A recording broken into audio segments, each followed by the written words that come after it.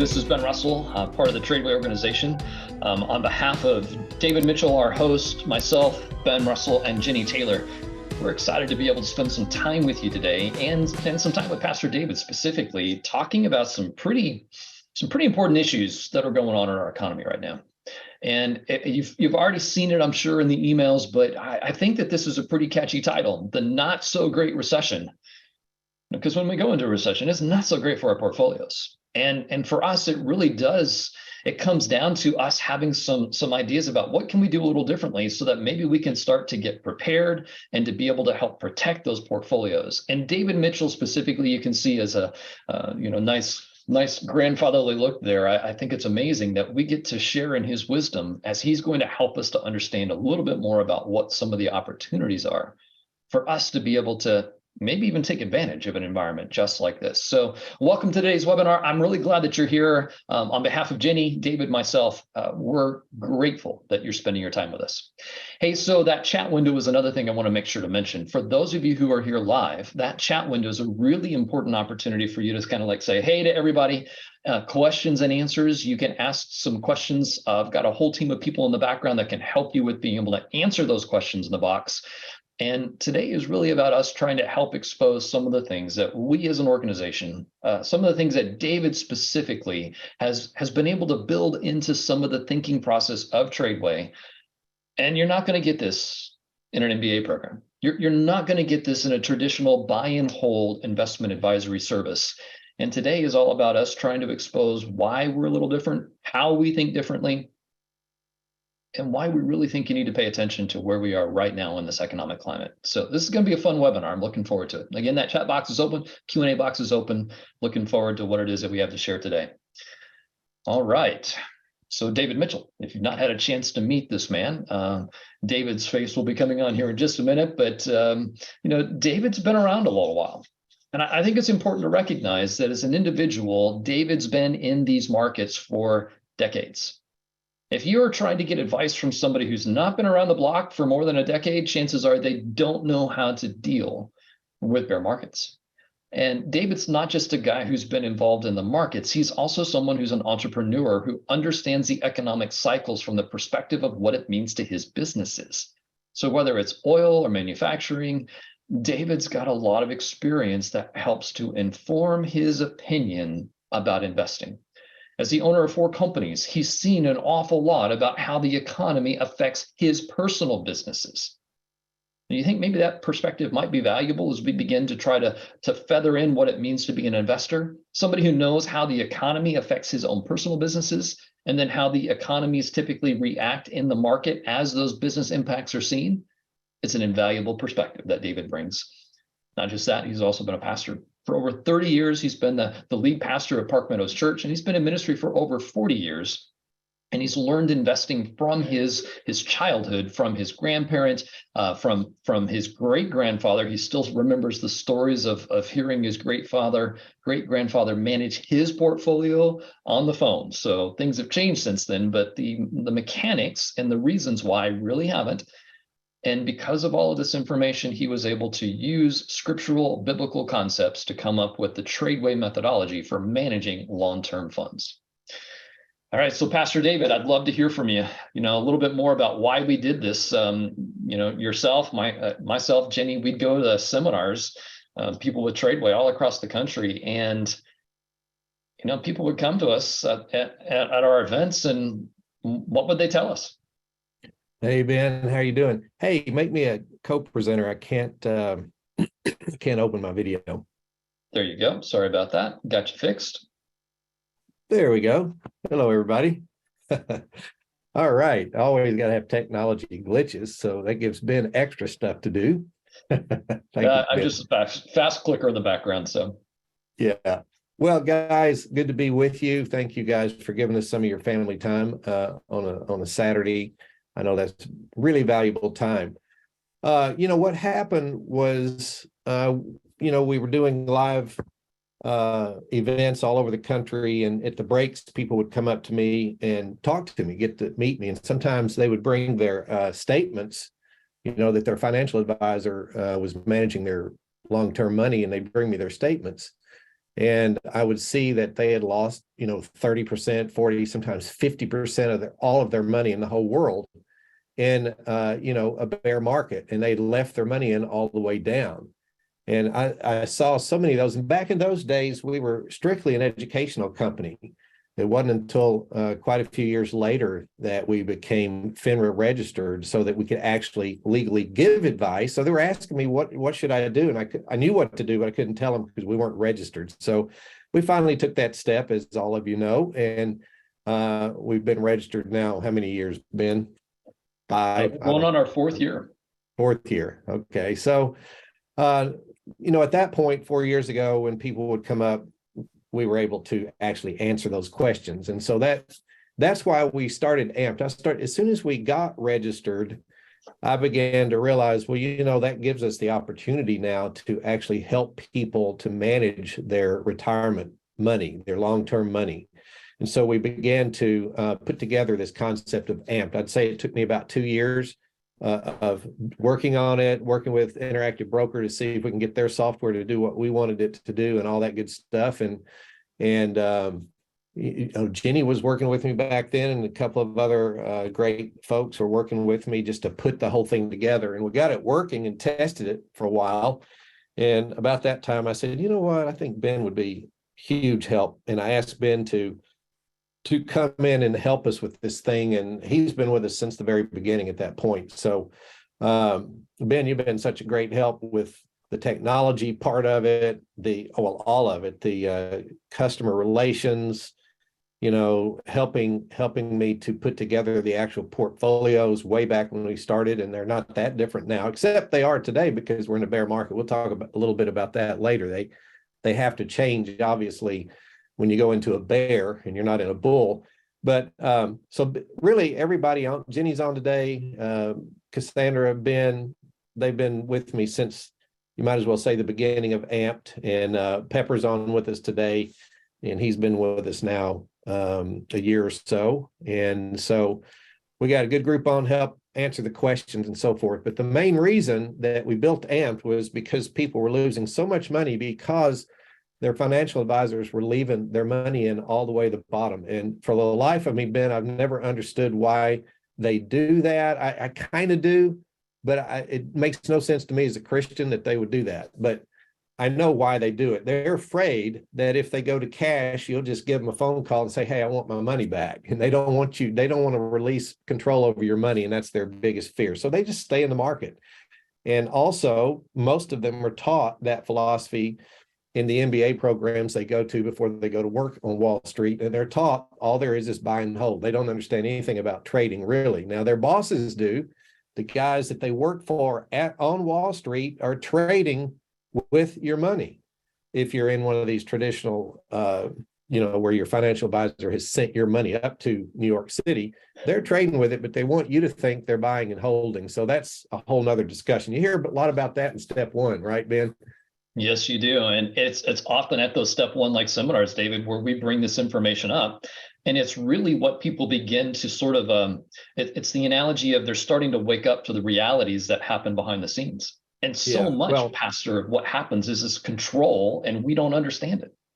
Yeah. And our people, once you guys go to even the very beginner webinar, seminar, step one, you start to wonder, why am I leaving my money with a person who leaves it in all the way to the bottom? Because there's no reason to do that. And we're going to talk a lot in pretty detail today about how we handle that with AMPed. We have an amazing record, if you got and you check our archives, of being able to let our clients know anywhere from 1 to 15 days before these major corrections happen to go to cash. And so you don't have to be in the market all the way down to the bottom of these things. Even in the COVID, when it happened almost overnight, I'll never forget, Ben, you and I were talking on the phone, and one of us said, I think I'm the one that said this, but you had seen it too. You mean they're canceling the NBA for the whole year? And I said, Ben, how much money are they going to lose if they canceled their year? Something big is happening here. And we went to cash. It was, it's just what we do. There's no reason to leave your money in the market all the way down to the bottom of a correction or a bear market. So that's one of the huge differences. And we have a lot of other interesting differences that I think will make this very interesting to you if this is your first time to see this today. All right, so let's talk through that, because during the COVID crash, this was a headline that we clipped. Look, U.S. pensions lose $1 trillion. Why did they lose $1 trillion? Because they were not positioned for being able to any sort of opportunity for them to even think that the markets could go down. Right. It doesn't make any sense to me. Markets go down, markets go up. Markets go down, markets go up. That's what they do. World's richest, $1 trillion. Okay, so it's not just pension funds, the normal average Joe and Janet that lost their funds. We're also talking the world's richest had a huge impact from that COVID crash. And this headline, Pastor, I will never forget this day. I remember nearly 20% down. And in one day, it was down nearly 10% on a single day. That was a crazy day for the market. Yeah. And fortunately, our clients were in cash, and then you'll probably tell about it in a minute, but part of the way down, there were times when we were able to put the money in inverse positions that actually made money on the way down. So, that's another great addition to AMP that you don't get with your traditional financial advisor. They're just not going to do that. So, Pastor, I think it's important for us to lay a little bit more groundwork. And I think this slide is probably one of the best. And there's a lot on here. So give me just, if you would, pay close attention to this one, because this one I need to give you some information. I need to explain this chart to you. This information is the bear markets through history. And if you look down in the bottom, you'll actually see the dates. All right. So all the various dates where these bear markets have occurred.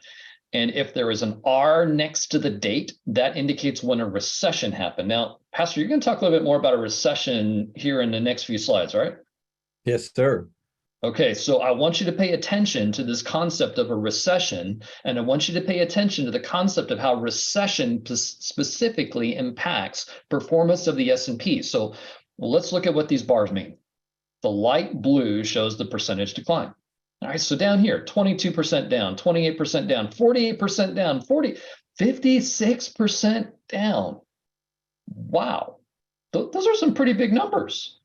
Notice the ones that have the R next to them, they're even bigger. And on average, those numbers that have the R next to them, they're 34% declines. All right, so on average, recessions, 34% declines on the market, and you can just see they happen every few years. It's cyclical. It's like clockwork. It's just that the clockwork is a little bit longer than people that have a buy and hold mentality want to realize. All right, so let's talk about the next one. How long did it take for it to go down?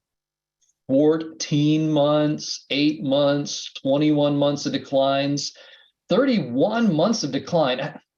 I don't know, Pastor. I just look at that and I'm like, 31 months of going down. At what point do you think maybe you might have gotten a clue? Yeah, well, they don't. They're trained. They're just trained to leave it in. They don't want you to ask for your money back. And it's tragic. I mean, you asked a few minutes ago, Ben, why did we start AMP? This is why. Look at the next one. Oh, this is the one that kills me. All right, so for 31 months it went down. It went down 49% in 2000. And then it took 56 months to get back to even? Yeah, crazy. Oh. All right. So that's kind of like more modern history. That's the 2000s. In 2007, it took 49 months just to get back to even. Ben? Yeah? Think about this on that 56-month one. That means for 5 years, even if it did come back to, where it was, they went 5 years of time without making any money. Because they're just making it back. So the opportunity cost is enormous. So I thought about the same thing. I actually think it's even more damaging than that, because there was 31 months of decline before that. You're looking at 87 months before you got back to even. Yeah, it's even worse. Yeah, you're right. Didn't think about that. Wow. Yeah. 87 months? Yeah. I think if you're especially in your retirement years, 87 months, that's devastating. Yeah. Now, I want to call out a very interesting number, because I think it's going to be really important for me to help set the stage for my friend over there. 69 months in the 70s. So this is 1973. 1973, we went down for 21 months. It then took 69 months to get back to even. If I do my math correctly, that's 90 months of time. That sounds like an awful long time for me to have to try to suffer through some very difficult economic times. Keep that number in mind as we go forward. So I think, Pastor, there's one really obvious thing I need to, is there a current bear market on this chart? Do we have the 2022 on this chart? No, I don't yet know what the, oops, let me back up. I forgot something. The reason why this is so important is that 50% decline, let's just use that 50% decline. When you have a 50% decline in your money, Pastor, you teach this at step one. I remember this day when I first heard this concept, I went, why don't more people teach this? If you have a 50% decline in your portfolio, you got to double your reduced cost basis. You got to double the money that you still have in your account just to get back to even. That's what these numbers are showing. How long did it take for you to get back to even is what that gold bar says. Your advisors don't teach you this. What is it that they say with buy and hold? Just hold it because it will come back. They just don't tell you how long. Yeah, and the reason for this, if you're new and you hadn't thought about this, because I remember the first time I realized this, I went, what? How does that math work? But it's because when you go to the bottom, you have to start with the little dab of money you have left because they lost half your money. So you've got a little dab of money to build over the next 15 years or whatever it takes to get back where you were. So you have to actually make twice as much as you lost to get back where you were. It's devastating. Let me say this before you go on, Ben, because you got some folks so scared they're just going, oh, what do we do, right? So I just want to give you a plug for something you're going to talk about a lot later today.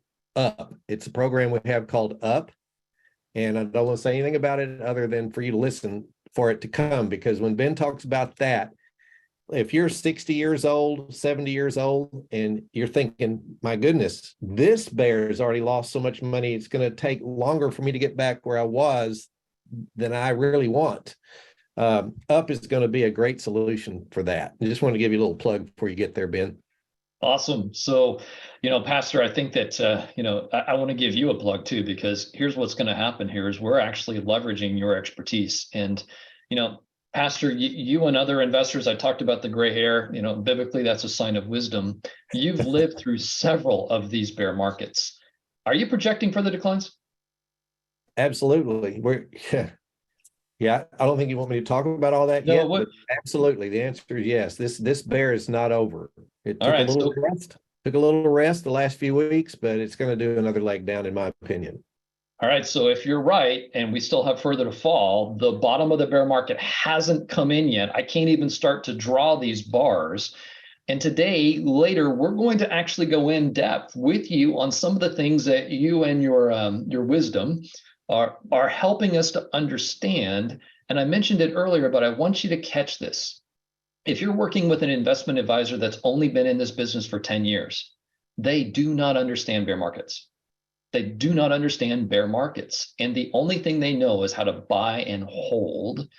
And we're going to talk a little bit more today about why that's dangerous. But before we do that, I really think, Pastor, I need to do my best to try to fill this chart out. So does everybody out there, give me a little bit of feedback? Would you like for me to put some bars on here to put into context what might be happening in this bear market? Anybody out there want to see in context visually how this might be playing out?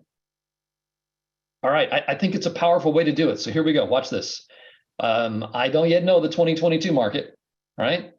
I don't know. I don't know what the bars look like, but what I can do is I can tell you what it has done. It's gone down 27%. And did you see that bar come in? That's in context with all the other bear markets. What about that thing called recession? Pastor, you're going to lay the case where you think recession is coming. All right, so if recession is coming, go ahead. I was just going to say, I mean, all of 2022 was a bear market. You're going to show that chart in a minute. And then it took a little rest. We're not even to the recession yet. So let me put that in context. There will be a recession the last part of this year and maybe all of the next year. And we don't know how long it'll last because of how much money they've printed. We don't know the damage, the extent of the damage. We don't know if there are additional systemic problems, which Ben and I will talk about a little later too. So Yeah. So let's draw that bar. Because Yeah. remember, on average, a recession bear market goes down how much? 34%. There's in context. All right. So 27% down is what we saw. It could be 34% if it's even just an average bear market decline. What if it's worse than average? What if we go back and we start looking at 2008? What if we start seeing the Carter years, which we'll actually talk a little bit more about here in a minute? What if we do see a Carter-like issue occur? Well, 56% declines is what we've seen historically. Friends, I'm hoping the context of this slide, where you can see the historical bear markets, the impact it's had to portfolios, and the fact that we're probably not done going down, I'm hoping that this is a wake-up call that you need to start thinking differently about protecting your long-term assets. All right, so David, you said it a moment ago, but notice at the top it says here 2022 by 2020 what? I mean, I don't know how long this bear market's going to last, right? But how does this compare to these previous bear markets? Well, you coined something here. This is the Biden bear? Yeah, and then, Jenny, all you guys know that when they started printing all this money, especially after COVID, on top of the money they had already printed through the Obama years, I said all through those years, the next big crash could be the worst one we've ever seen because of all this money that they've printed. The inflation that can cause is devastating. The systemic problems with banks, with commercial real estate, with junk bonds can be devastating. And we've got Ben's going to show you a slide in a minute. It's got so many things that could happen that I think we've got to brace ourselves and get ready. And the good thing is, if you take step 1, 2, 3, and 4, you will have the skill sets to know how to deal with a down market. And at that point, only your neighbor is afraid. Right now, you're a little bit afraid. And we're not trying to create a fear product here. We're just trying to show you reality. This is reality. But your neighbor is going to just be scared to death. He's going to drive by a new car dealership and say, oh, that's so sad. I don't think they'll ever sell another car. He's going to drive by restaurants he loves that are now closed because of inflation. They can't buy the food at wholesale enough to get the price where you'll buy it, so they just close. You're going to see things like that. But you, with the skill sets, don't have to be afraid. And that's the beautiful part.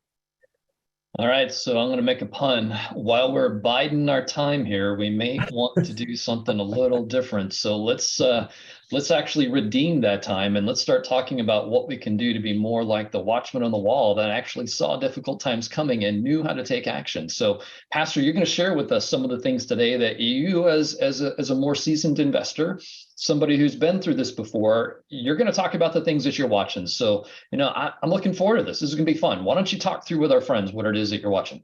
Okay, Ben. Well, the first one is obviously inflation, because we haven't had this kind of inflation since Jimmy Carter. And the gray hair you referred to on my head, part of it's gray because I lived through Jimmy Carter. He was one of the highest IQ presidents we ever had and one of the worst presidents we ever had, because I don't think he had a lick of common sense. But he certainly didn't understand economics, and he almost destroyed the country from an economic viewpoint. So we had what invented the new term because of him called stagflation. And I think we're going into another period of that at best. But so we can talk about, we're watching for inflation. We have a recession coming. It's really, all of the signs are there. It can't be avoided. But Wall Street, if you're reading news, the news tries to stay positive so that you don't sell your stocks, right? So the news is not telling the truth about what's actually happening, but we will tell you what's happening. We'll show you a lot of it today.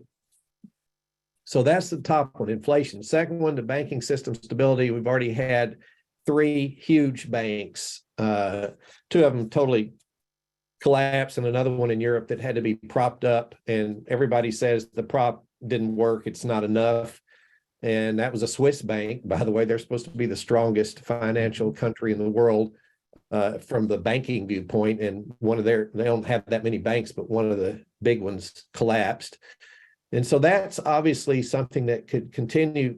We could see how that could continue to affect mid-sized banks and small banks, because some of you probably, if you've been watching the news, you went and took money out of your local bank, stuck it in Chase or something, because you understand the government's not going to let Chase fall. See, they've created real problems when they prop up these banks that should be allowed just to go broke.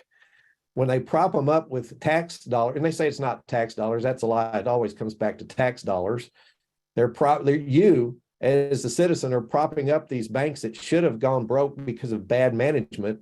Well, when they do that, now everybody knows that, okay, so if we just move our money to big banks, the government will prop it up, we'll get our money back. So what does that do? It destroys the competition in the banking industry because it wipes out the mid-sized and small banks. We could see more and more of that. The next thing is the money supply. They are raising interest rates, which makes it harder to get debt, and debt creates money. Debt is like printing money, so they're taking money away from the money supply. We'll show you charts here in a minute that prove that every time in history they've ever done that, we had a recession. The other thing is the velocity of money. That's how much money the same dollar gets used several times by several different people or institutions, and it goes like that. That's the velocity of the money. We may not talk about that today. We may have taken that one out. I don't know, but that is something we're watching. And so what's the next one? Oh, the click didn't work. There we go. Oh, yeah, sometimes it doesn't. That's Zoom for you. And then this one is really key. I mean, in importance, you would probably move it up to number 2 or even number 1, but this is the order we want to talk about it in for teaching purposes. But the 10-year Treasury yields, that's U.S. government bonds. They're supposed to be the safest money in the world, and it probably is the safest money in the world other than gold. I'm talking about as far as government currencies in the entire world. This is the safest investment you could make because it is guaranteed by the U.S. government. As long as the U.S. government exists and has dollars, these are safe. I'll just leave that at that. We don't even want to go there today. But that was quite a qualification you made there, sir. I did that on purpose, of course. But so these are really, really safe. Now, what we watch are the yield. The word yield, if you hadn't studied bonds, that just means the interest rates. So pop that next box in there. Let me show you guys something here. Okay, this was just last Tuesday. You can look at the 3-month Treasury was at 5%. What that means is you could take your money out of the stock market, which is supposedly risky, right? Because you don't know what different companies are going to do. And you could put it in this perfectly safe U.S. 3-month bond. It's only tied up for 3 months and make 5% with zero risk. And when I say zero risk, I'm telling you what the government and Wall Street and the universities across the country teach in economics. It's zero risk because it's U.S. government. So zero risk, make 5%, or put it in stocks that could go up or down or lose everything, go bankrupt in a recession, right? You might have 0% or a negative 100%. So obviously, what are people going to do? They're going to start moving their money out of stocks, which means they have to sell the stocks, which means they're dumping stocks on the supply, and the demand isn't that great. So the prices have got to go down. So that's why we know this bear move is not over. It's a fake out by Wall Street to get people to buy in so that they can short the stocks and make all that money for themselves. And as long as you know that, you can benefit from it. But so the 2-year bond is over 4%. Every time in my life that I have ever seen that happen, let me get a drink. Sorry. All right, let me talk through that just a moment. So you're saying that if I go for a 3-month rate, I get 5. And if I go to 2, I only get 4? Well, that doesn't make any sense to me. Yeah, you're right. That's called an inversion. In theory, the farther you go out, the riskier it is. So you should get a higher rate. So that rate should be 6, and it's 4. Thanks, Ben. Because we don't have that on our PowerPoint. But what that rate inversion teaches, or everywhere in history we've ever seen it, it is a precursor. It's a instead of saying it's a historic indicator, it's a looking forward indicator of a recession. It's an indicator that happens before the recession, and it's almost foolproof. And we've had this inversion now, what, 9 months? I don't remember, but a long time.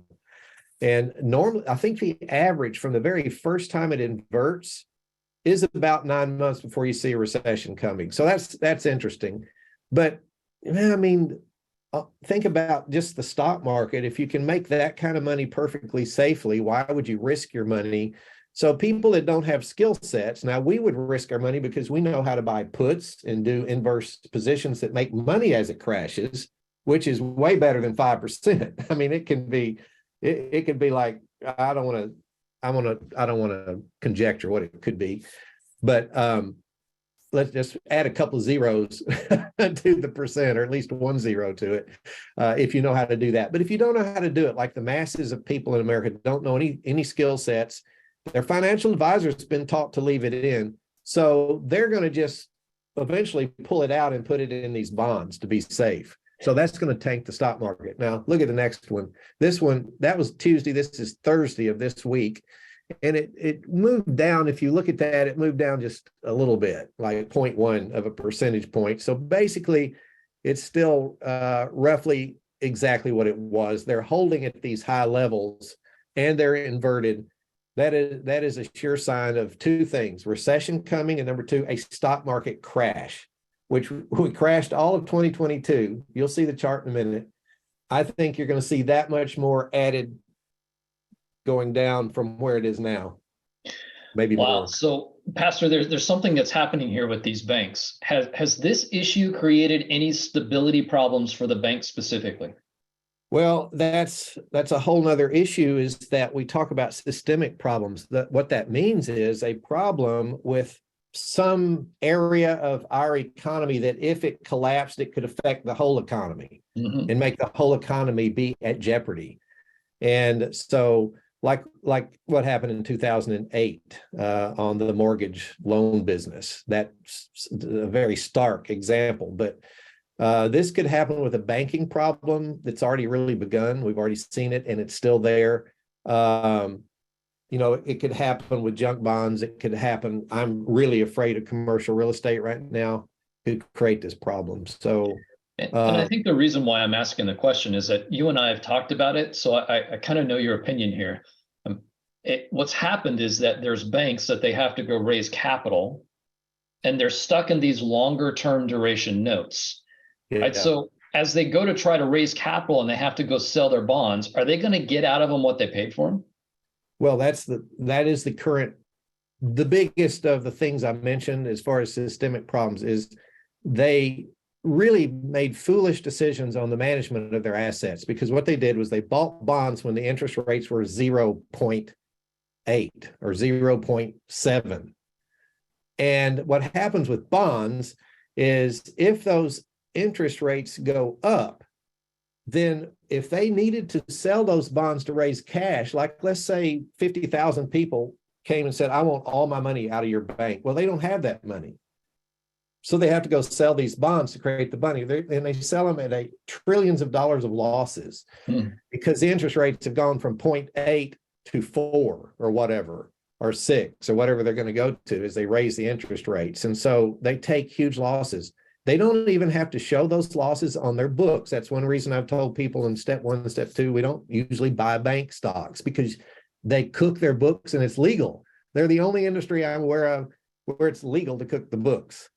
And so they had these huge losses that they don't have to put on their balance sheet, liabilities, I guess I would say. They don't have to put that on the balance sheet until they actually sell the bond for a loss, and then it goes on it. And by then, guess what? It's too late. They're out of business. They go out of business in a day. So how many of these mid-sized banks and small banks have these bad bonds, and we're too foolish to sell them quickly and buy the next one and then sell those and just keep stopping them out, so to speak, and buying them up where they have 4% bonds? They'd be fine. But no, they didn't do that, because what did they do? They bought and held their bonds.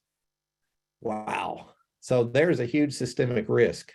So Lisa's asking, so that you said small banks, are credit unions different? Do we think maybe credit unions could have these same problems? I don't understand credit unions. I know they are different and they go by different banking laws. But I would dare say that a local credit union is less sophisticated on how to deal with buying and selling their portfolios, bonds, and so forth than the big banks. And the big banks are the ones going out. So I think credit unions are at risk too. What do you think, Ben? No, I don't I would use agree with credit you. unions. I think Yeah, that we're probably going to see systemic issues where pretty much every bank's going to have issues, and it's yeah. only going to be the big banks that get bailed out. And I think it's going to lead to something else that we talked about, probably a consolidation of the banking industry where these small Well, players are going to get pushed out. I'm glad you added that because everything we said earlier should have a comma, and then that should be said. What is happening, whether this is on purpose or by accident, you can decide. But all of these banks are going to go out of business, and the only ones left are the Chases and Bank Americas, and you have no competition. They can stick fees on there and do whatever they want to do with your money. You'll be like it living in Europe at that point, where they actually in Europe just this time last year, every year they would take money away from your account for you to have the right to put money in their bank. It was a negative interest rate. That's what will happen here next time because you have no competition. That's a great conversation, Pastor. I think that if I were to sort of summarize, let me just ask you, our friends, a leading question. Let's say 4 years ago, you went and you got a 1% bond, which, by the way, 4 years ago, 1% would have been an amazing rate. 5-year, 1% bond.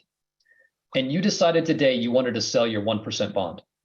Do you think you could sell your 1% bond today when you see the 3-month Treasury trading at 5? Type in the chat for me. Do you think you have a 1% bond you bought 5 years ago? Do you think you could sell that 1% bond today and get your 1%? Do you think you could get your money back?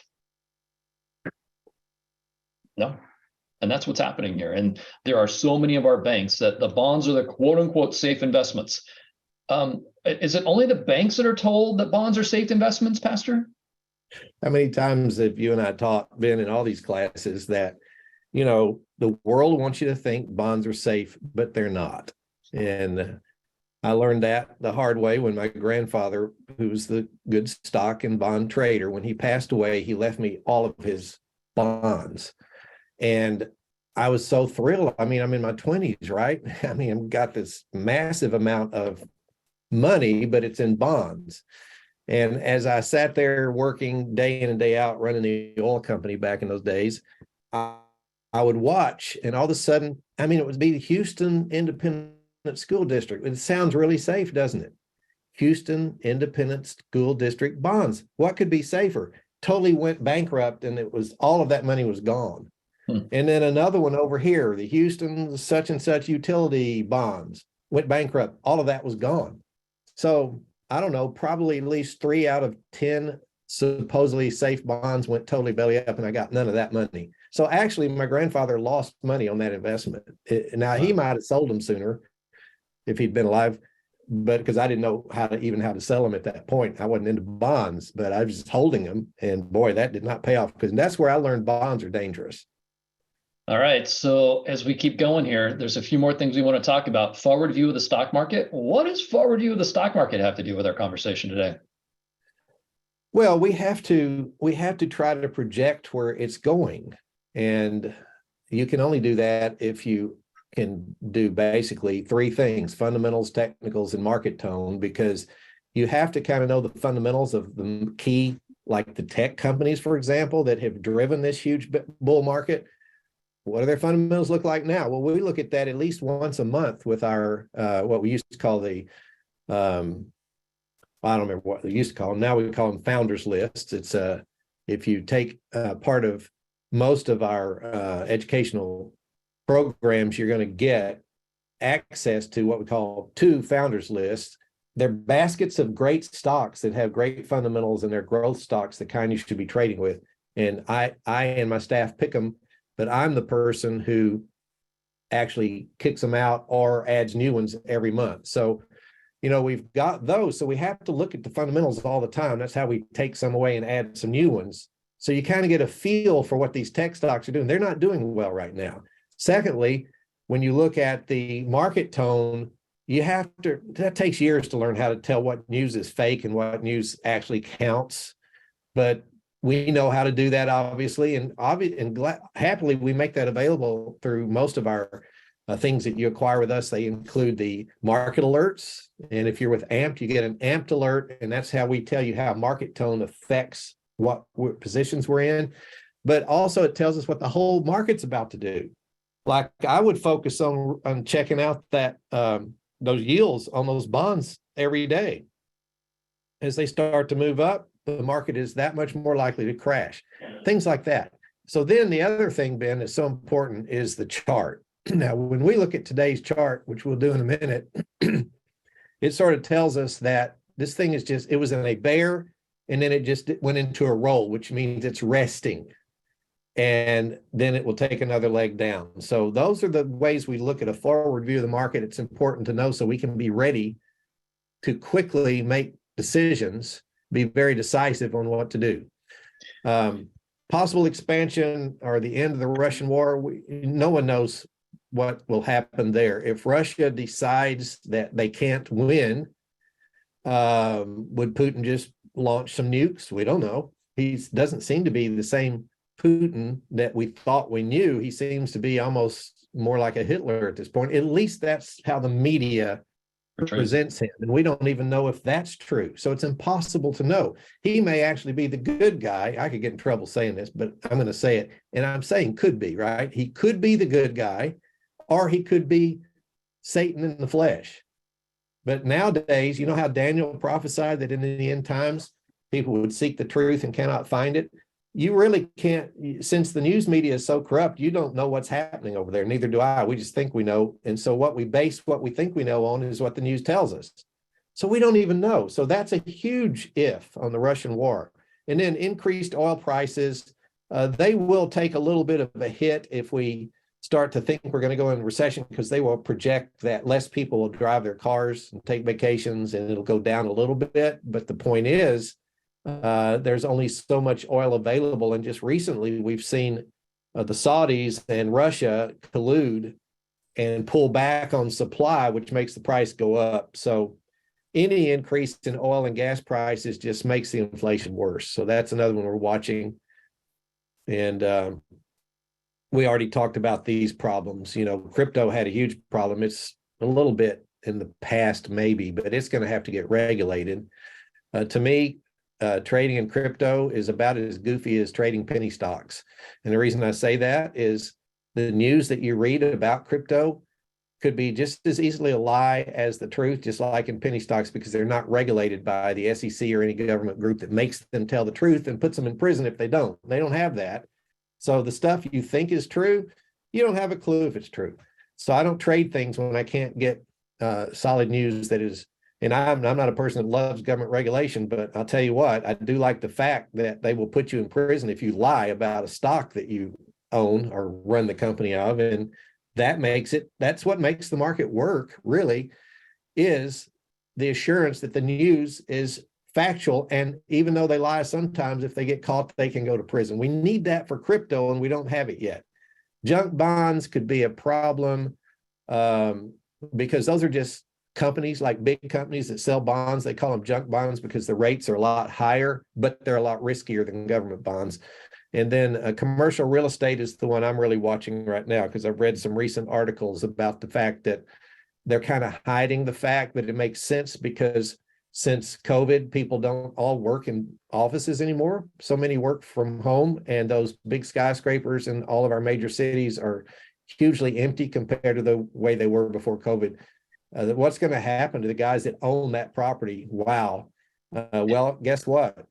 The banks own most of those properties, or huge percentages, and that's the collateral for the banks. There's another problem for a bank collapse right there. There's another area here on that specific one, Pastor, that I thought was really amazing, is that there's now discussions about how short-term debt's working in this market. See, what happens is they don't take long-term debt on these commercial properties. They take short-term debt. What happens at the end of their short-term debt? What do they need to do? Refinance. So now they're going to have to go try to refinance the asset. They're going to have to redo the value of that asset. And guess what? They're going to have to pay a much higher rate.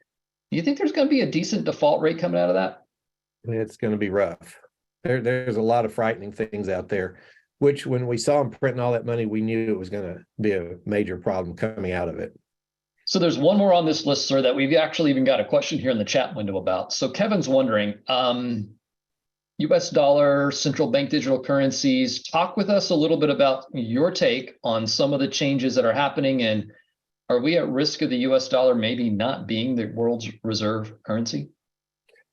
Well, it won't be forever.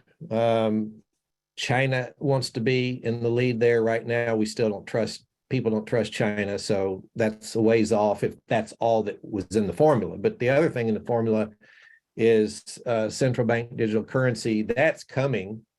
It's even prophesied in the scriptures that someday there'll be a one world government and a one world currency and no cash. That's coming, and they can then manage what you actually are able to spend money on through your bank account. They can manage that. And if they want you to buy potatoes instead of green beans, they can just make it where when you buy the beans, your card won't work. Yeah. Silly example, but yeah, what if they don't want you to buy guns? They can just make it where you can't buy the gun and you don't have any other money.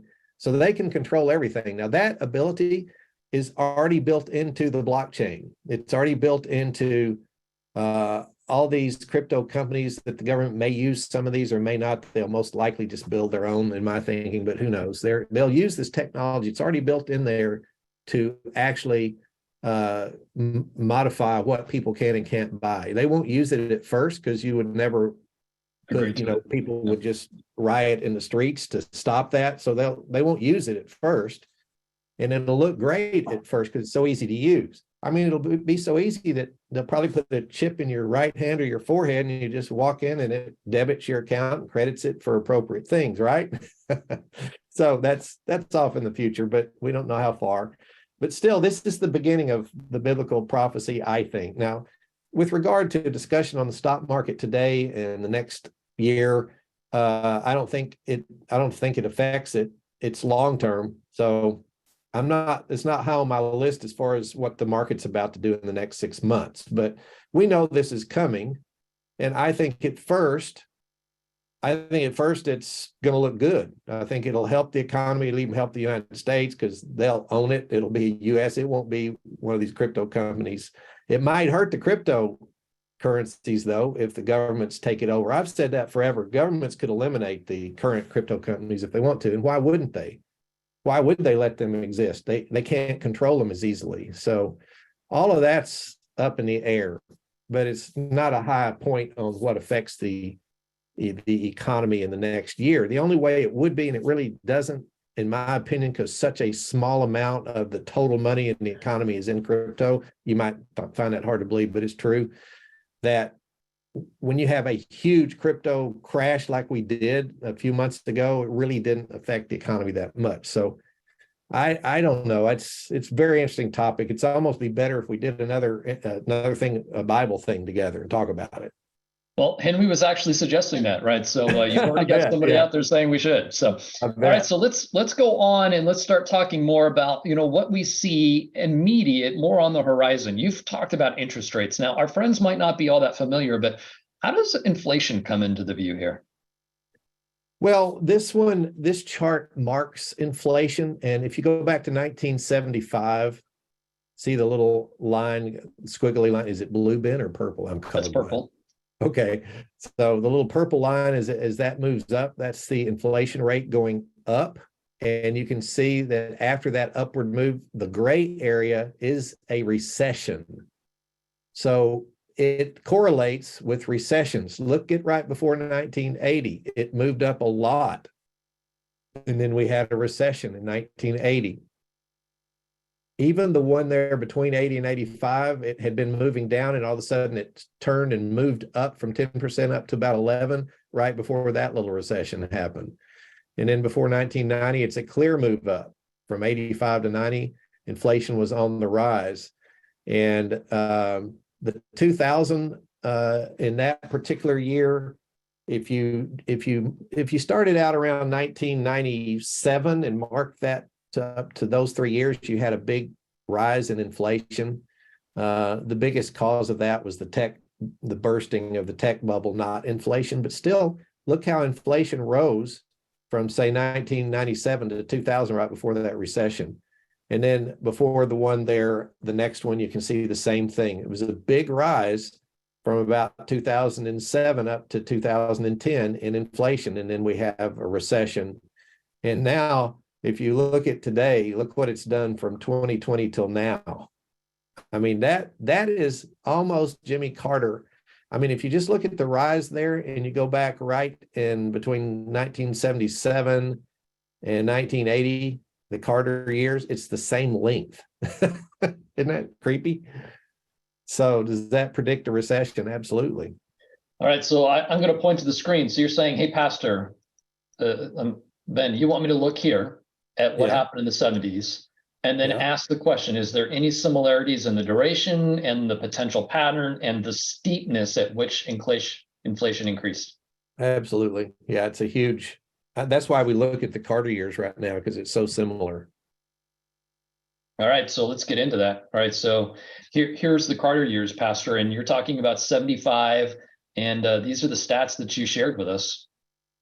Yeah, the thing that's pretty interesting is when you go from Carter at 11.7% inflation down to Reagan at 2.9, which is sort of pretty close to where the Fed wants it to be. They say 2, but 2.9 was amazing compared to 11.7 inflation. Your dollar became so much stronger under President Reagan. But here's what's interesting.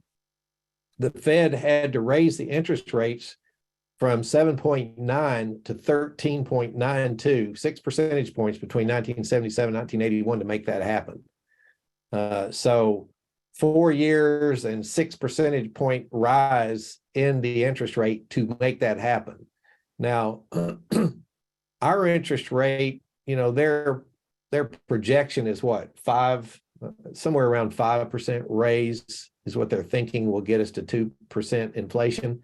It won't.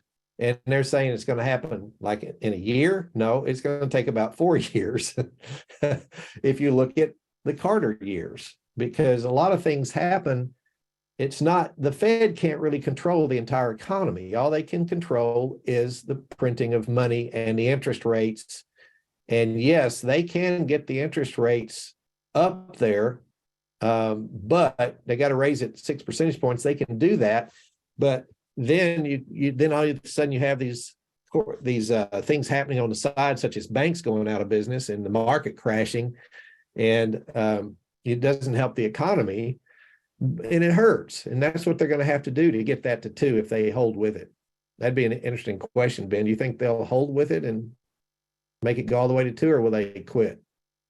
I think, candidly, I believe that we're probably going to see such economic turmoil from this. The Fed's going to have to, at some point, start decreasing rates.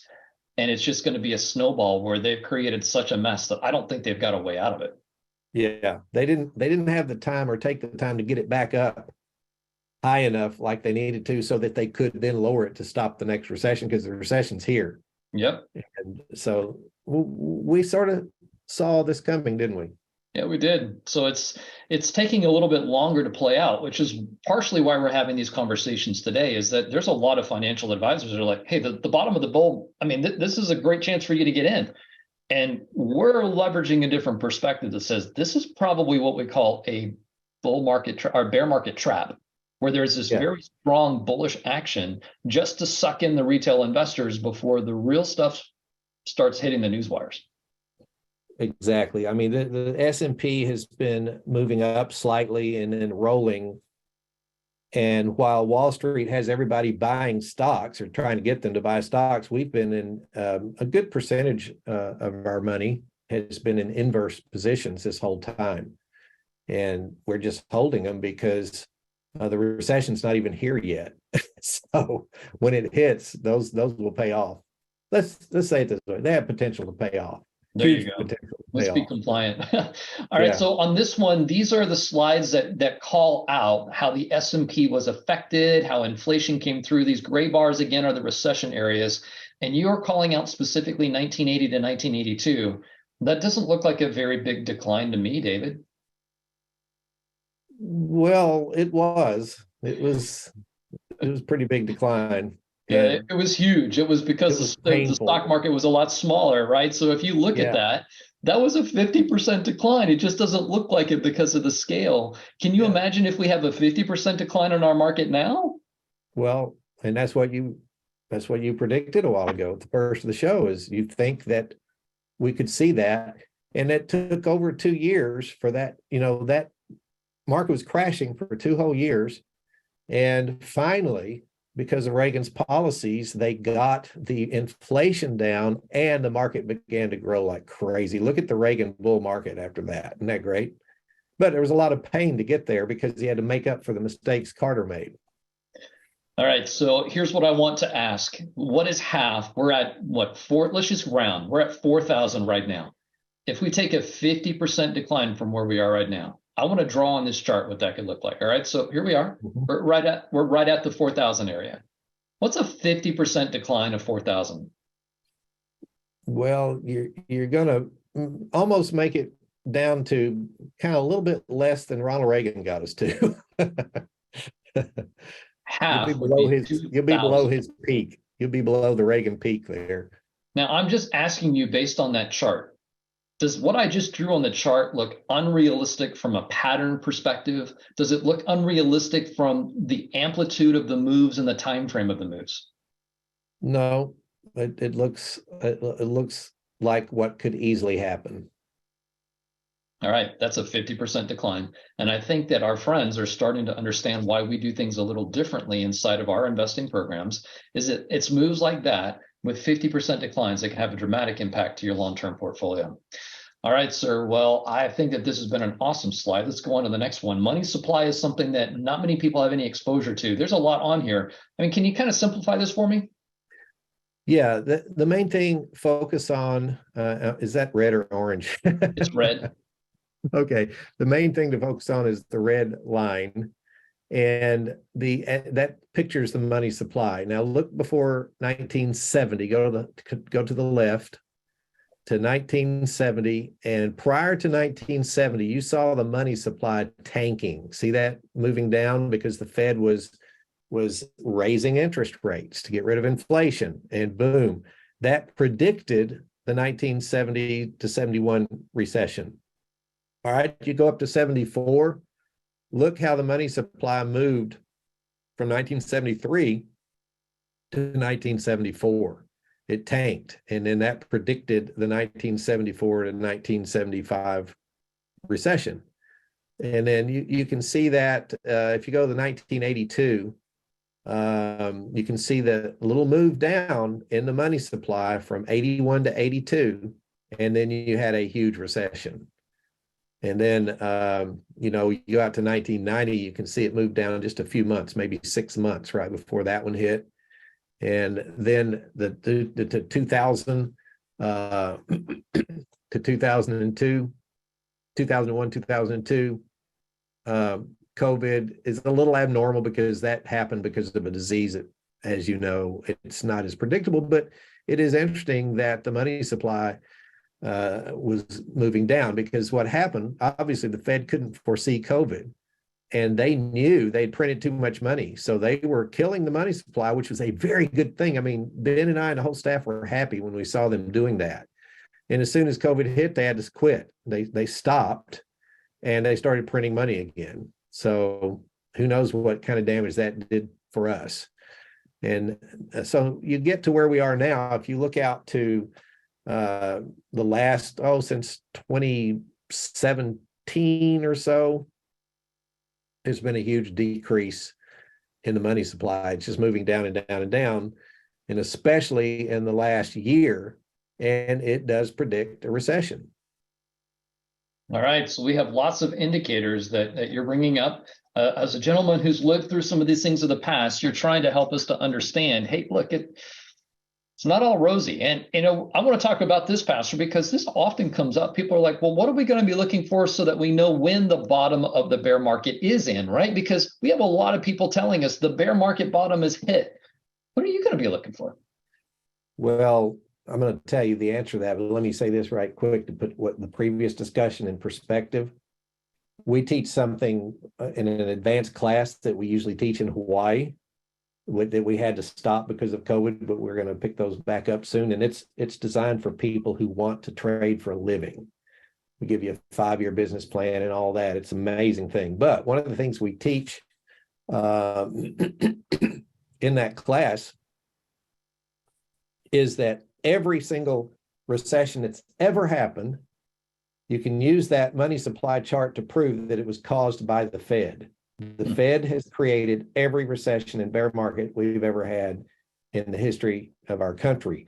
So that money supply is obviously big on what we're watching because it's going down and down and down. And it affects all the banks because you're not going to be able to get a loan to start a new business. You're not going to get a loan to keep your current business going. If you have cash flow problems, you're not going to get a loan to get a mortgage eventually very easily. It'll be very difficult, and that's going to affect the whole economy. Now, as far as what we look at to see the bottom of a bear market, there are several things, but one of the easiest things to learn, even if you've only had step one, is that you look for what we call a triple bottom, where the S&P set on weekly comes down, it tries to recover, comes down again, tries to recover, comes down a third time, and then makes it. So that's one thing, and we certainly haven't seen that yet. You know, you definitely look at other things, not just the chart, but you can start to look at, okay, is the Fed in a place where they're going to start printing money again? You know, are they going to lower interest rates? Is the banking system healed where we don't have systemic problems? And you look at things like that. So I don't care how many things I could name. We are not seeing those things yet. So we don't think this is the bottom of this bear. We think it rested, it moved sideways, and now it's going to make another leg down, maybe as long as the one that it did in 2022.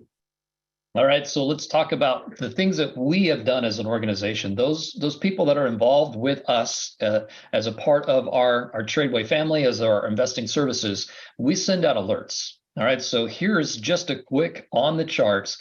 Every point in which you see these arrows is points in time in which our team has provided updates to our clients about what do we see happening in the market? Why are we thinking what we think? And it's a huge part of what we do.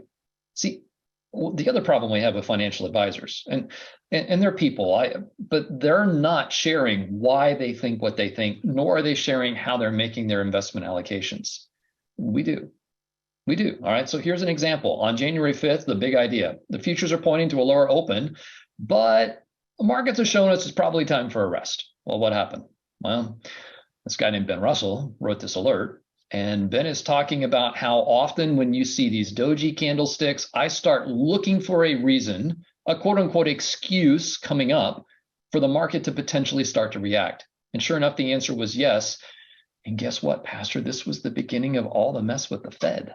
This alert was the beginning of all the Fed issues, and our team pointed it out. Look, this is about the time where we're probably going to start seeing some declines in the market. Well, what happened next? Wow. Good call, Ben. Okay, so what if you could be involved with a financial advisor who actually looked at technicals, looked at market tone, looked at longer term issues, and started to make decisions based on those factors instead of just buying, holding, and praying? And we pray a lot, but we don't just buy and hold. Here's another one of our advisors. This is Jenny. It's hard for me to imagine the market will keep moving straight down. A relief rally followed by another decline would make a lot of sense based on what I see on the charts. That's what Jenny said. Take a look. This is what Jenny said. She says, I expect to move up. So what happened next? It did. And then what does she say next? We expect to see the market fall after a shorter term rally. And sure enough, it did. This isn't rocket science. This isn't Exos Aerospace at work, right? I mean, we're not launching things off of a pad. What we're doing is we're leveraging probability math and the charts and the things that these technology type things tell us, a lot of data and pictures for us to start to make our decisions in conjunction with market tone. Ben wrote another one. Keep in mind, bear markets typically have a 14% or 14 months and 37% average decline. All right, if history is any guide, we got further to fall. It did. All right, so you're working with a team of people that are looking at these from a very different perspective. Last year, the NASDAQ went down, S&P, 19% down. Many of you who are invested with buy and hold portfolios, you saw 19 or even 32% declines in your portfolios, depending on your risk tolerance. That's substantial. And David, you don't think we're done, right? No, we're not done. Okay. So let's talk about how our investment advisory service, it's called AMPed. How did we do last year applying these principles? Oh, we lost money, David. We lost 1.7% on our most aggressive portfolio. We did, and we made a little money on on the balanced, but the average we lost maybe a percentage point. But you have to hold that up against the S&P losing 20% almost, and the NASDAQ over 30%. Most of your neighbors' stocks were in the NASDAQ tech stocks, so they're looking at more like 30% loss. And we had a 1% loss, so we made money compared to that. So that, the main goal that we have, our first goal is to protect your hard-earned money. Our second goal is to make you a good return. And in a market like last year, and you have to remember last year is kind of when the bear started, and you're not sure it's a bear until it shows you some stuff. It takes several months to know that it's a confirmed bear market. So we can't just jump out and put you in inverse and make a bunch of money. It takes longer than that to realize it'd be too risky. So we really didn't have great opportunities to make money in 2022. And the opportunities that we took to make money, sometimes we would then have a situation where maybe we bought inverse and it bounced back up and we had to sell the inverse for a slight loss, and that went on the whole year. So we come out about even or a slight loss, but we never put the money at risk. So basically everybody ended up that year with the same cash they started that year, whereas the neighbor has 30% less of the cash he started the year with. We were happy with that. I mean, we'd like to see positive returns every year, of course, but main thing we want to do is beat the market. But what you're underscoring is the power of potentially avoiding that decline, right? So this next slide that you helped build with us, Pastor, you're like, look, I want to help expose why this is so important to our friends, because it's not just about us. It's about the next generations too, right? So this 27% decline that we just saw, you built this chart, right? So what if you could avoid that 28%? And I love the perspective that you give, right? Happens every 4-ish years. What would happen if that was over the generations to come? You said take 90 years. Well, that's a pretty long-term view, in my opinion. 90 years, that's long-term. Maybe we need to have a longer-term view than the buy and holders do, right? Let's have a really long-term view. It's not just about us. It's about the next generations to come. And you start doing some math for us. 4 years, divide that by 22, you get 22.5 bear markets. What would that look like if you could avoid those 22.5 bear markets? You didn't take those 28% hits. You just kind of break even, maybe have a small loss or even a small gain. What does that potentially look like in your portfolio over 90 years of time? And is that a real number, David? I mean, is 630%, is that real? Well, if you didn't take the loss, it turned that into a positive 630% profit. And that's what our goal is. We're not just thinking about you guys. We're thinking about your kids and your grandkids, because that's how we live. That's how we think. That's what the Bible says. Lay aside for your children and your children's children. You can't do that if you're going to let your financial advisor keep you in the market to the bottom of all these. It won't happen. You're not going to develop generational wealth that way. So our whole goal is TRADEway is to help people learn to create generational wealth. All right, so that could be a portfolio savings, and that gives you the capability, Pastor. It's not on the slide, but I want people to get it. Remember that the market almost always comes back. Remember that? They're just not telling you how long. Yeah. Imagine having that savings, and now you've got more money to compound for those incredible bullish runs that come after the bears. That's not even included in this number. Yeah. And for our new people, we might want to add this because we've put in a lot of scary stuff. But let's think about this. At the end of every bear market is a bull. And the best trading environment you'll ever have is the first year of the next new bull market. So that's a great point. If you can save the money that everyone else lost as it crashes and have all your money down here, then that next year is where you can make your return. You don't have to make a return every year. You can just use a year to save the money. That's a great point. We did in 2022. But when the next new bull starts, it's going to be phenomenal. And if we start with the money that we had, then we're so much better off than those who don't understand this. So we don't have to play catch up like they do. They'll be catching up for 2 or 3 years to get even. We'll be making money. So potentially making money because we didn't lose that money. That's the whole idea. I almost think we need to find a way of marketing that. It's going to be like the Joseph strategy, right? So what did Joseph do during the lean years? He leveraged the money that he was able to save to be able to dramatically increase the amount of wealth that he had to apply when the markets turned around. And, I think we need to think through that one, that we need to start, how do we put that Joseph-like thinking into this mentality? Because God gave him some amazing wisdom. And when those lean times came, he was prepared for it. And that meant that he was able to, the wealth that he was able to get for the entire nation after that is astounding. So yeah. I might have to go down that road. How do we do it? Probability math, trading skills. Well, it's what we share with our clients. How different could your portfolio look? We can't tell the future, but we do know that God has placed probability math. And in this fallen world, probability math is what we use to try to make our decisions. Sell points, buy points, long-term economic views, economic cycles, all comes together. And it's how we start to do it, because it's things like this that we've talked about. These are headlines from the past that you all know have happened. And what I want to do, Pastor, is as much as what we've had some fear mongering a little bit, it's not just because we're trying to raise fear. It's that we're trying to help you to recognize these things happen. And when they do, I'd love to ask a poll question here. And Jenny, if you could, can you launch that poll for me? Because I'd love to ask our friends a question. The question I want to ask, have you ever asked your investment advisor to go to cash? Have you ever asked your investment advisor to go to cash?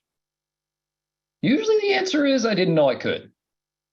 Or if you're not a TRADEway client, maybe the answer is, I don't have an advisor. All right. And very rarely, Pastor, do we get on these webinars where I have a lot of people that say, I asked my investment advisor to go to cash and he did it. Yeah, we don't see that a lot. Well, so it's a big part of the reason why we have webinars just like today, is that we are trying to expose a different way of thinking. And the reason why I want this poll to come up is because often people don't even know that you get the opportunity to be more engaged in your investment future. So many times you just give your money to an advisor, you may or may not hear from the advisor, and your advisor doesn't really do anything with those funds other than just buy, hold, and pray. So I'm curious. I'm not even seeing quite half the audience here. Just take a minute for me, if you would. Would you click on a button? I'd like to know where you're at. And let's talk through this a little bit as these numbers come in. Over 20% of our friends here on the webinar today are actually already amped clients. They are a part of the TRADEway program where they know the power of going to cash. So congratulations to 20% of the people on today's webinar are already experiencing the power of the program that we're talking about. Take a look at the next one that's interesting. I've never asked my advisor to go to cash. Pastor, 35% of the people on the webinar today have never, ever engaged with their advisor to try to get more defensive in their portfolio. That's the norm. And you have to understand, too, a lot of our crowd today are people that are already in TRADEway. So if we had all brand new, only people that know nothing about this, that number would be more like 80% probably. Right. Yeah, the very good point. We're proud of our students who know better, but it's still a huge number. The one that hurts my heart is the last one. Look at this. It's not applicable. I don't have an advisor. We're trying to change that, right? We're trying to make it to where with our technology and with the scalability that we have in our program, that more people can have access to the technology and financial advisors like us. Because I think, Pastor, you said something just a few minutes ago that we should leave an inheritance to our children's children. Do we want to be a part of helping that? I'm sorry, I was reading the poll. Say that again, Ben. Sorry. Our goal at TRADEway is to take these biblical concepts. Are we trying to create a method where our friends might actually be able to have the capability of creating an inheritance for their children's children? Oh, man. Yeah. I mean, to us, those are commands from God when he says, lay aside for your children, and then lay aside for your children's children. That's a command. So we have to have the skill sets to do it. And we want to help you have those skill sets. All right. So how do we do it? Well, we take that biblical mindset, right? So we think we should look at the Bible. It's got economic principles. So why wouldn't we take the principles of that? And you're not the first to do this, Pastor. I think this is really important to call out. All of our Ivy League institutions that are no longer quoting their sources got all of their information from scriptures to start with. They've just forgotten their roots. So you're not the first to do this. Yeah. They don't footnote it, do they? But let's talk about some of these concepts, because here we see straight from Ecclesiastes, and this is one of your favorite passages when it comes to investing. It talks about diversification. right? Give a portion to 7, yea to 8, where you don't know what evil is going to be on the earth. But look at verse 4, Pastor. This is sort of the risk return concept, right? If all you do is you think about the fear and you never invest, you're never going to make a profit. Well, that's in the Bible. Who would have known? Yeah. Was in the Bible before the textbooks ever came around. Or this last one about diversification. For you do not know whether this is going to prosper or whether that's going to prosper. You don't know if this stock's going to go up or this stock's going to go up, right? You don't know what sectors of the economy are going to do what they're going to do because we're not God. But it's the reason why God's telling us that we should diversify our portfolios. And it's a big part of what we do is we build this biblical wisdom into the programs that we've created. All right, so what does the Bible say about how to do this? Well, we want to diversify. And if you look at that Ecclesiastes passages, it said divide it into 8 categories. It was right in the passage, 8 categories. You go to Ezekiel and you start looking in, there's 16 subdivisions in Ezekiel. This one's crazy, Pastor. We don't have time to go over it today, but if you go read Ezekiel 27 and you start breaking it down, it lists the sectors of the economy and it lists the areas that we as a part of the ANT program invest in. And these correlate to things that we know today. I think maybe there's a supernatural author to those passages. Kind of makes you think so, doesn't it? Absolutely. All right, so we take that supernatural author's guidance, we take God's word and we start to apply it, but then we start doing things like adding technology to it. Why would you buy and hold when the technology that's available today is so much more powerful and you don't have to buy and hold? Well, maybe it's because you don't have access to that technology. We can help change that. Interactive Brokers is our technology partner. And most of our friends have never heard about Interactive Brokers, but Pastor, are they a little strong? Are they good at what they do? Do they pay a pretty good rate? They're pretty amazing. I mean, there's so many things we could say about why they're secure, but I'll tell you this, I don't leave large amounts of money in any bank. I move that money to my Interactive Broker account and let it sit there, even if I'm not trading with it, because the insurance is exponentially greater than it is in a bank. The bank only protects $250,000. If you've got $1 million, you just lost, 3/4 of it if the bank goes under. But with Interactive Broker, they have potential to insure 100% of certain portfolios up into the millions of dollars. So it's way more secure, but also they pay north of 4% on the money that's sitting there when you're not trading with it. Think about that. So, you know what, Ben? When we tell everyone we went to cash, we're not really just going to cash. It's better than the money market account where it makes money. It makes 4% or more. It's interesting when you start to understand the biblical concepts now coming into the technology and the partnership that we have Interactive Brokers. We can help you with this as a part of the AMP program. We've got a whole team of people that helps you to create those accounts. And then our technology can start working for you. And Pastor, you said 4.08. You said just north of 4.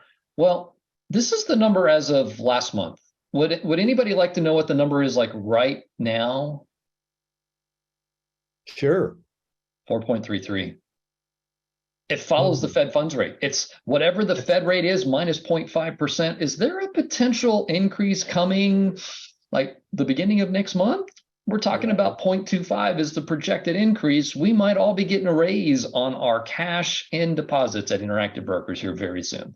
So that's what we love about Interactive Brokers. They're not tied into that bond game that we talked about that's so dangerous. They're leveraging treasuries, short-term treasuries in the background, and they pay us that money market rate off those short-term treasuries. Their financial stability is amazing because of the way that they manage it. And the final thing, Pastor, that you alluded to, I want our friends to really get this. They do some creative partnerships in the background to help us leverage that $250,000 FDIC limitation. If you're in a bank and you have more than $250,000 in an account, the FDIC will insure your money up to $250,000. Above that, you're not insured. Interactive Brokers leverages 10 different banking partners in the background. And they will allow those 10 different banking partners to actually be the repository of your funds. They will help you with being able to insure up to 1.25 million of your funds at Interactive Brokers. I don't know anybody else that does this. No, it's brilliant. All right, so you want more of that brilliant opportunity to be able to leverage Interactive Brokers, leverage our team. What benefits do you get when you join our AMP program? Where you're going to get frequent alerts. You're going to actually get information timely about what and how and why we make our decisions. So many of you that are with a financial advisor today, how often do you hear from them? What if I told you as a financial advisor, the TRADEway program, what we call AMPT, AMPT, Assisted Managed Portfolios by TRADEway, we frequently communicate. We tell you when we make a change, we tell you why we made a change, and we tell you what we see happening in the market that affects our advice. All right, so great support from our team. Potential to make money on the way up and the way down. We kind of alluded to this. We don't have a lot of time to go into it now, but Pastor, can you briefly, for our friends, what is an inverse ETF? Why do we use them? An inverse ETF, you can buy ETFs that track the S&P, for example. But there's also an ETF called SH is the ticker symbol. And if you buy that one and the S&P moves down, the index, if it moves down, like in a bear market, that position makes money. So you can make money while the market's moving down if you understand that there are things called inverse positions with some of these index funds. And so we can do that with the S&P, we can do it with the NASDAQ, we can do it with the Dow, we can do it with a lot of things. And we don't even have to buy puts to make money on the way down. And these all right, so no time decay, trades like a stock, and it actually goes up in value when the market declines. Wow. That's right. Yeah. Right. Those of you who use a different financial advisor, have you ever heard your financial advisor talk about an inverse ETF? They don't tend to do it. They don't think like traders. No. All right, so when you join our program, you're going to get the biblical philosophy that we've described here, avoiding being in the market all the way to the bottom, taking that diversified risk that we've talked through, and taking advantage of some short-term skill sets too. We'll talk about that in just a minute. But Pastor, I want our friends just to see quickly, I want to give you an opportunity at the end of this webinar. If you want to talk with someone like myself or Jenny Taylor or one of our investment advisors to help see if this is a good fit for you, I just want you to see what our programs are. These are the two programs that we offer. If you want our help doing this, we've got it available, and we're making it easy for you to be able to get started. Now, often I will tell people almost everybody wants to go with the AMPT AIM program, and AIM is Advanced Investment Management. It's advanced because guess what? Our team does all the work. There are some of you who are more of the DIYers, the do-it-yourselfers. We do offer a program called AMPT Pro. We'll give you the technology. We'll give you our advice and you click the buttons and do the work. But more often than not, people are like, Ben, I have this thing called a JOB. I can't necessarily be there to press the buttons on my portfolio when I need to make a change. Would you just do it for me? Absolutely. So the choice is yours. And if you want to spend more time, at the end of this webinar, I'm going to give you an opportunity. I want you to schedule an appointment to talk with one of us about your specific situation. We can handle things like individual retirement accounts. We'll help you to create the accounts, the IRAs at Interactive Brokers. We can do savings accounts with, say you and your spouse, you and your wife, you and your husband, you got a pretty good chunk of change sitting in a bank account and you're sort of concerned. Well, we can help you with being able to create those accounts where it trades and looks like a checking account, a debit account can go against it. There's lots of opportunities for you to potentially start protecting your assets better. Want to know more? At the end of this, I'm going to give you an opportunity to schedule an appointment with one of our advisors. Pastor, you talked about Ultra portfolio earlier. We're pretty excited about this because oftentimes our friends are like, well, what can you do to trade my money? We've been talking about preserving capital. Your 80% money is what we like to call it at step one, that like safer funds. But we suggest up to 20% be a little bit more speculative. And that's what we're going to talk about now.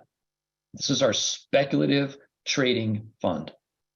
It's the 8th category that we read about in Ecclesiastes from the TRADEway perspective. What if you had active traders that would get in and out of things like Boeing and Microsoft and Apple and IWM and Mosaic? I can go down the list because these are all trades that we have done recently inside the Ultra portfolio. What if you could have someone that could do limited puts? We've done some. We have some limited put capability, and it can only be done on things that are incredibly liquid. What if you had a group of traders that could help you with that 20% more aggressive funds? Well, that's what Ultra is all about. So if you want to be a part of the Ultra portfolio, it's an extension of what we do inside of AMP. And what we recommend is that you put no more than 20% of your assets into these sorts of funds because they are so aggressive. Talk to your investment advisor. They can help you with knowing more about the Ultra portfolio. So if you ever see UP, the acronym, it's Ultra portfolio. I think we're a little amped up, David, about that program. Well, if you feel that your former financial advisors lost 30, 40% of your money and you think you don't have enough time to make it back in your lifetime, UP can help with that, because God's law of risk return states that if you take a little more risk, you should get a little more return. And that's what UP's about. So you have the potential to make that money back faster in your lifetime, that if you left it with the former person and they're only buying and holding, it just doesn't move fast enough. So this is phenomenal for people that are my age and someone's lost 20% of your money. What do? Well, you take what you have left, put 80% in AIM, put 20% in UP, and let our staff trade that money for you and try to build it faster. Very good. So we're at the end of our webinar, sir, and this has been an amazing one, but I want to be respectful of our friends have things that they need to spend their time on too, but we've given them a lot to think of. We really have. I mean, this has been a great presentation where we've learned a lot of the things that we're concerned about, but can I tell you, if you believe that what Pastor David has said is something that you need to take into an account, would you schedule an appointment with us? Jenny, would you launch poll number 2 for me, please? This is where if you are here live and you want to have one of our investment advisors talk with you about the program, it's to answer your questions. It's to do things like, yes, we can roll these sorts of things over. We can do Roths, we can do IRAs, and sometimes we can even help with some of your 401k money, depending on your benefits administrator's rules and regulations. If you've got questions, where are you going to go? You need a financial advisor who's going to tell you the perspectives that we've talked about here. Why don't you schedule an appointment to talk with one of our advisors at TRADEway? We want to be able to help you. So if you would, just go find the button that's in that poll. And what this is going to allow us to do is to be able to help you to be able to show your investment advisor where you are financially, so we can be prepared to help you with your fees. Because there are fees associated with this. We covered it on the previous slide. Your investment advisor will show it to you in detail. But what this is you saying, I want to schedule a call. When you click on this button, you're telling my team, I would like someone to contact me and schedule a call so that I can get my questions answered. That's what this is about. And when you do that, we'll help go through your individual situations. Now, the thing that I like to say, if you scroll down a little bit, some of you are already seeing that we got a couple of other questions in there. What are you interested in knowing more about? That long-term portfolio is that preservation of capital. That ultra portfolio, that's the trading money, right? It's that 20%. Let us know what you're most interested in knowing more about. Okay, well, Pastor David, this has been a great webinar, my friend. I appreciate you being able to share with us all the things that have been on this webinar. It's been an interesting one. What do you think is sort of like the closing idea? What do we want our friends to really know coming out of this webinar? Well, I think you need to know that you don't have to stay in the market all the way to the bottom of a bear or even a correction. You need to know you can actually have access to instruments that make money, have potential to make money as the market moves down. And you need to know that our portfolios have biblical information behind how we build them. They're within those industry groups that the Bible talks about over 2,600 years ago. They're still the same industry groups today. Does that surprise you?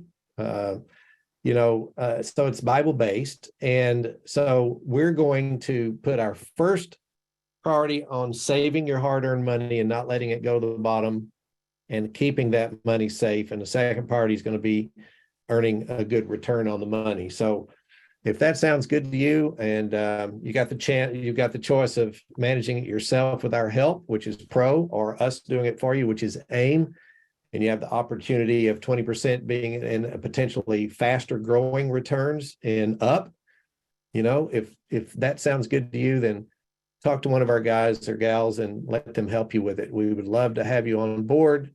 And, our whole goal is to create as many good millionaires as we can. And by good, I mean Christian, so that we can change America and change the world. Money is a tool that God uses to change things. And this is a way we can put more of it in the hands of his people. That's our goal. Awesome. Well, so as we close out, I think it's, the final thing is to say thank you. You invested your time with us today. We hope you can recognize the power of perspective. And David's given us a perspective of someone this isn't his first rodeo. He's been through these things before. So if you're looking for some help with the not so great recession that David sees coming, let us help you with it. We would love to. And if you're watching this as a replay, let me just encourage you. You can join with us too. Those that are live, if you click the buttons, that was your way of telling our team you wanted us to contact you. If you're watching this replay now and how do I take action? Just go to our website. You can go to tradeway.com/amped. You can schedule an appointment to talk with one of our advisors. You can also email us, amped@tradeway.com, amped, A-M-P-T, @tradeway.com. We would love to be able to schedule an appointment with you if you were not here live. I hope you see TRADEway is here because we want to try to help be able to get these great skills, these opportunities, this technology into the hands of as many people as possible. We do not think this market is done going down. And if you would like some help with being able to protect your assets, would you consider us? Would you prayerfully consider us? David, I think that's how we like to close, is pray about this, because this could be a very interesting time that we're about to go into.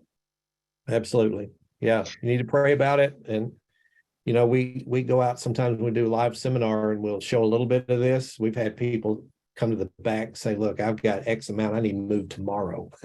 So right. Sometimes you pray and you get a peace pretty quickly, but, take care of that and don't procrastinate. This thing's been resting for a long number of weeks now.